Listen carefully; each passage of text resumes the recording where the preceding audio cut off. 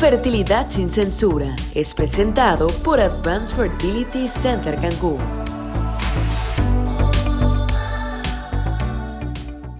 Hola, ¿qué tal? Bienvenidos a un episodio más de Fertilidad sin censura por Advanced Fertility Center Cancún.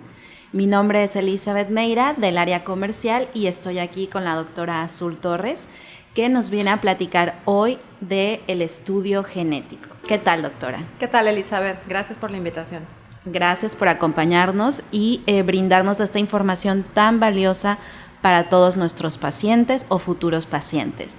¿Podría comentarnos un poco más sobre el estudio genético? Me parece que existen varios tipos y el día de hoy vamos a hablar de uno en específico, ¿es correcto? Es correcto. Primero que nada, quisiera platicarles un poco acerca de los diferentes estudios genéticos que existen.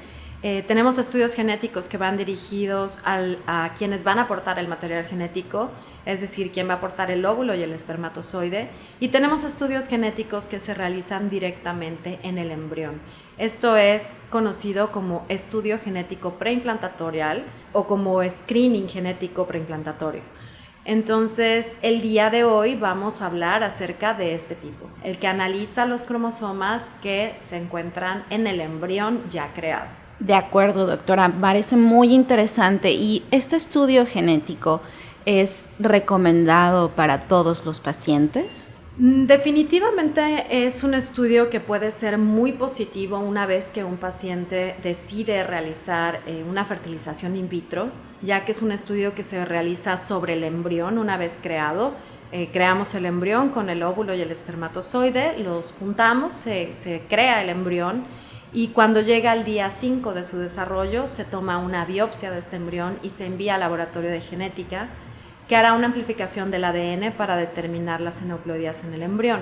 Entonces, la ventaja que tiene una vez que ya hemos decidido realizar la fertilización in vitro, pues es muy positiva en términos de la información que puede aportarnos.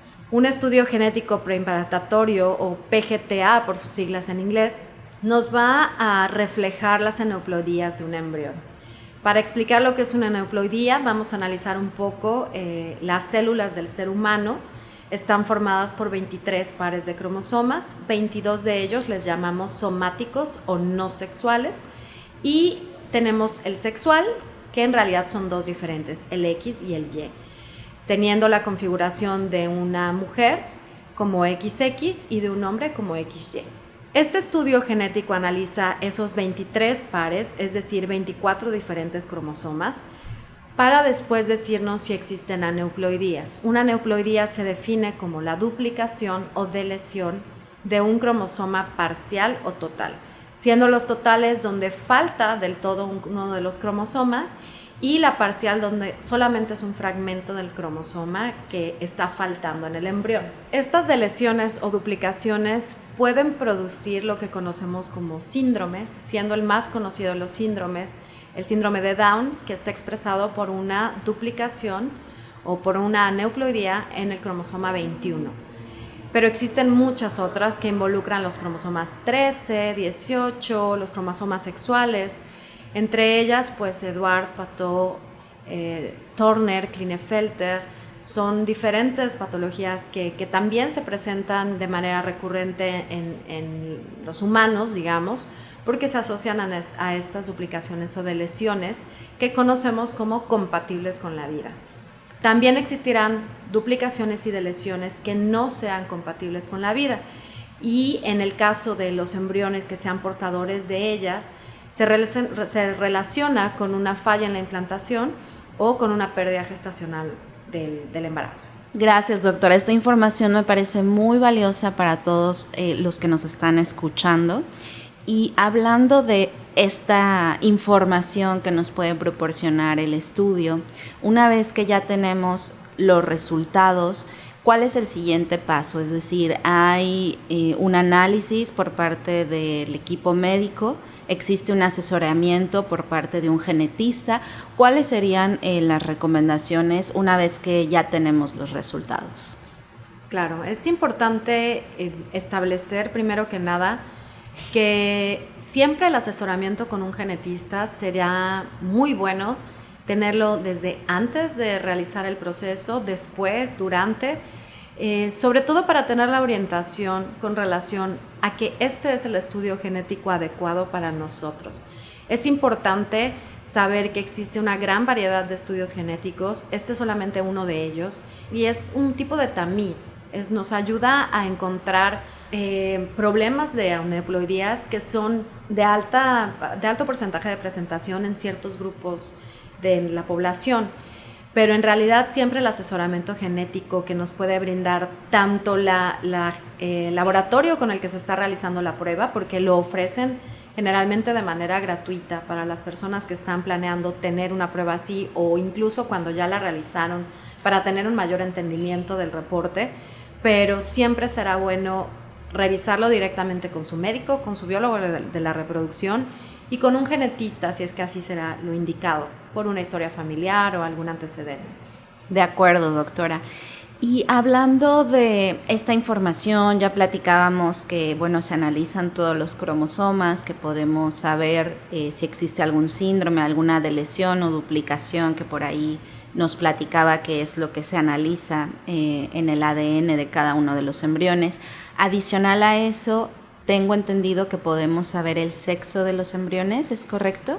Es correcto, como les explicaba, nosotros vamos a analizar los 22 pares de cromosomas somáticos o no sexuales y vamos a analizar esos 2 cromosomas que le aportan el sexo al embrión, que son el X y el Y, teniendo la configuración femenina, el XX, y masculina, el XY. Entonces, esta información nos la va a aportar el estudio. En México, el paciente está protegido de manera legal, digamos, es el dueño de su información, entonces la ley en México permite que se revele toda esta información a los pacientes para que ellos puedan determinar con base a los resultados del estudio el orden de decisión de transferencia de los embriones, tomando en cuenta tanto el sexo del embrión como obviamente que sea un embrión sano euploide. Entonces es muy bueno para los pacientes que buscan, por ejemplo, un balance familiar en términos de tener 2, 3 niños y están buscando la niña, siempre tomando en consideración que nosotros no somos capaces de elegir el sexo, sino que podemos saber el sexo con antelación una vez ya creados los embriones. Existen algunas técnicas de sorteo espermático que permiten incrementar ligeramente la probabilidad de tener un sexo determinado, pero la realidad es que el único estudio que nos permite saber con más del 99% de certeza el sexo del embrión es el estudio genético preimplantacional. Información valiosísima para los pacientes, ¿correcto? Sí, claro, porque muchos de nuestros pacientes por alguna razón u otra están buscando conocer el sexo antes de transferir para saber de antemano el sexo que van a tener del bebé y conocemos que en muchos países esto no es una posibilidad. Correcto, doctora. Y bueno, doctora, hablando de qué sería o cuál sería el momento adecuado o a quién va dirigido este estudio, ¿podría comentarnos un poco para qué pacientes recomendarían hacerlo y en qué casos probablemente no? Uno de los usos más importantes del estudio se aplica para las mujeres con edad materna avanzada. Como bien sabemos, a partir de los 35, 38 años, debate también en la comunidad científica la edad de inicio, pero hay un declive importante en la calidad de los ovocitos de las mujeres. Mientras que en los 20 a lo mejor únicamente entre 3 y 5 de los ovocitos van a tener una calidad inadecuada o un conteo anormal de cromosomas, al llegar a los 40 vamos a tener que solamente 1 de cada 10 ovocitos va a tener la calidad adecuada para formar un embrión euploide y desarrollar un embarazo de término. Siendo esta entonces la edad materna avanzada, la razón o la indicación más común y más importante actualmente para la fertilización in vitro con estudio genético. Sin embargo, existen también otros factores asociados al hombre, siendo fundamentalmente ADN espermático una de las mayores razones para utilizar el estudio. Esta es una prueba que se hace adicional al análisis de esperma general que se realiza donde se ve la concentración, motilidad y morfología. Es un estudio que analiza de manera interna al ADN del espermatozoide y su capacidad para producir ciertos procesos como reacción acrosomal, entre otros.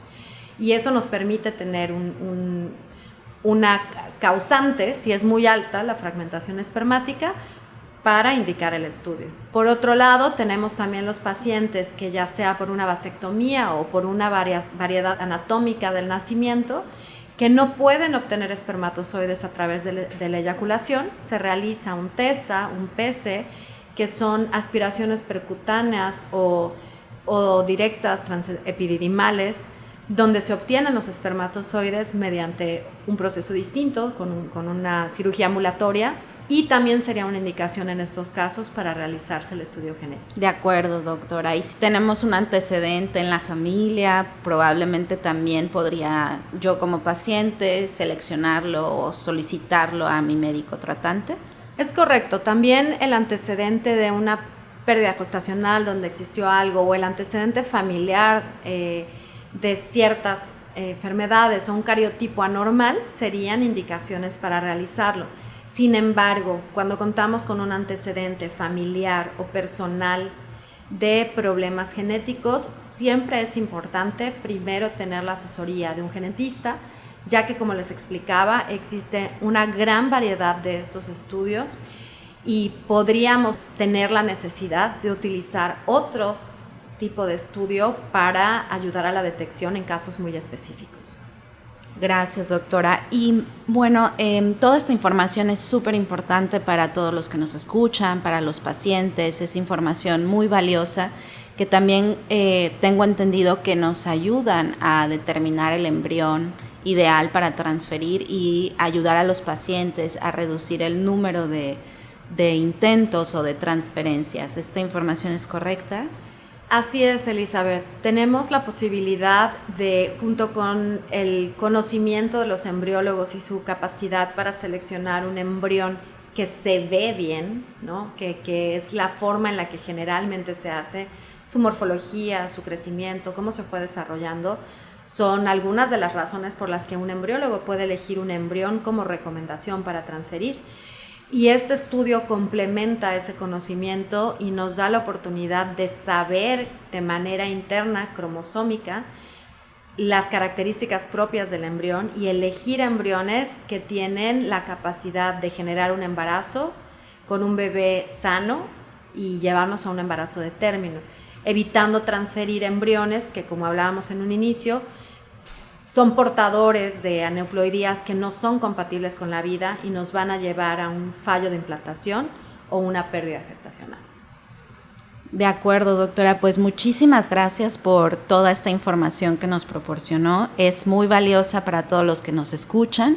Nos encantaría tenerla nuevamente aquí en un episodio más para seguir hablando de este tema tan amplio, extenso, que podríamos pasar más tiempo aquí hablando y que nos escuchen, pero bueno, sabemos que está muy ocupada, la dejamos ir por hoy. Agradecemos que esté aquí con nosotros. Muchas gracias a ti, Elizabeth. Claro que sí, yo feliz de venir a platicar de todos estos diferentes estudios y tratar de ayudar a quienes nos escuchan a que sepan cuándo acercarse a un especialista y que lo hagan y que se acerquen a nosotros también si tienen la necesidad de platicar un poco más. Es impresionante escuchar toda esta información, los avances que ha tenido la medicina y estas herramientas tan valiosas para todos los pacientes que están pasando por un tratamiento de fertilidad o quien apenas está empezando este proceso. Entonces agradecemos mucho esta información, los invitamos a acercarse con nosotros, a escucharnos en un episodio más. Dejamos nuestras redes sociales, teléfonos, medios de contacto para que se acerquen con nosotros y comentarles que podemos ofrecerles una videollamada o llamada de cortesía con nuestros médicos para aclarar cualquier duda médica que puedan tener. Agradecemos su tiempo, gracias por escucharnos, gracias doctora Azul una vez más. Gracias a todos, hasta luego. Hasta luego. Fertilidad sin censura es presentado por Advanced Fertility Center Cancún.